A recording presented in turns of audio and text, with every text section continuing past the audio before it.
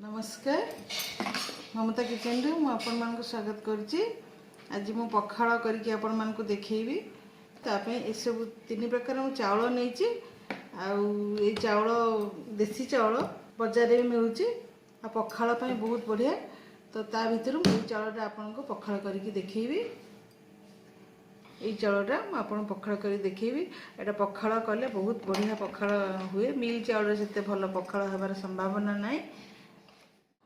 ये पखाड़ मु 8 घंटा आगु रांधिकी पानी देकी पखाड़ी देछि। आ बास्ना अति सुंदर आछि। एथिरे किछि भी दही किछि भी पकिया दरकार नहीं।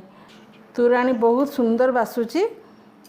आ मु तो आपन को देखि देछि को चावल रे मु भात रांधिली।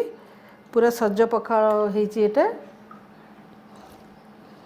वर्तमान मु पखाड़ बाड़ीबी।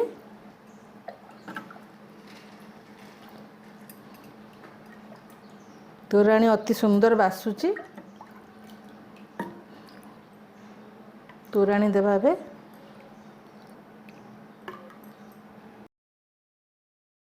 ओडिशार ये गोटे ट्रेडिशनल पखाड़।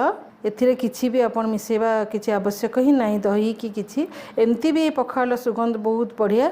ता संगे मु ए सब भजा भुजी नैची जेमती कि बड़ी चूरा नैची, आंब बड़ी चूरा नैची, छुई आलू बेसर, साग भजा, काकुड़ी आलू भर्ता, माछ टिके बेसर देकी भल कि भाजी देइची।